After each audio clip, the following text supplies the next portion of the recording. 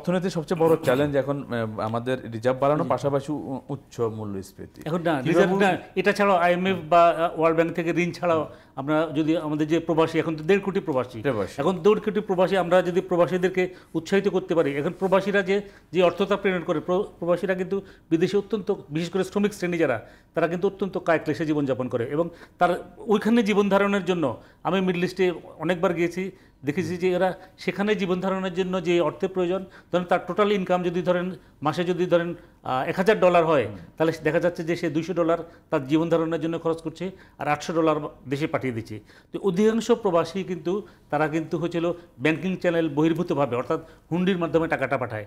এখন তাদেরকে যদি আপনি যদি এখন প্রণোদনা বাড়ানো হয়েছে, এটাকে যদি প্রণোদনাটাকে যদি আপনি যদি আরও বাড়ানো যায়, তাহলে দেখা যাবে যে এই ব্যাংকিং চ্যানেলে যদি টাকাটা যদি আসে, তাহলে দেখা যাবে যে আমাদের যে এই বৈদেশিক মুদ্রার যে রিজার্ভ, এটা এই যে গত এক মাসে না 22 দিনে 22,000 কোটি টাকা এসেছে।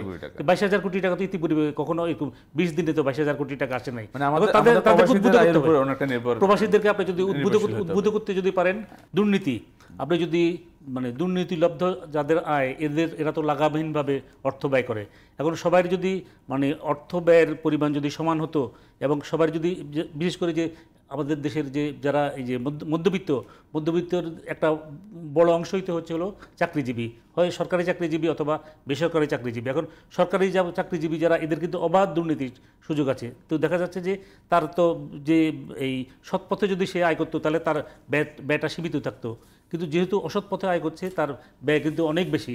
এটাও কিন্তু এই মূল্যস্ফীতি, সুশাসনটা অনেক জরুরি। সুশাসন তো এই দেশে তো মানে এই যে এই দুর্নীতির মাধ্যমে যে অর্থ মানে বাইরে চলে যাচ্ছে, বা আমাদের দেশের অভ্যন্তরে দুর্নীতিলব্ধ অর্থ, এটা তো হচ্ছিল আমাদের এই আর্থিক খাতে তো বিনিয়োগ হচ্ছে না, তো এটা তো আইডেল মানি হিসাবে থেকে যাচ্ছে।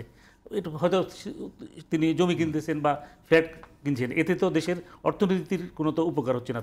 তো আপনি যদি দুর্নীতি যদি বন্ধ করতে পারেন, তাহলে আপনার ধরেন 80% সুশাসন কিন্তু এটার মাধ্যমেই কিন্তু ফিরিয়ে আনা সম্ভব। আর সুশাসন যদি ফিরিয়ে আনা যায়, সেক্ষেত্রে কিন্তু আপনার যে ইনফ্লেশন বলেন বা ব্যাংকিং খাতে যত ধরনের অব্যবস্থাপনা বা বিশৃঙ্খলা, সব কিন্তু আবার ফিরে আসবে।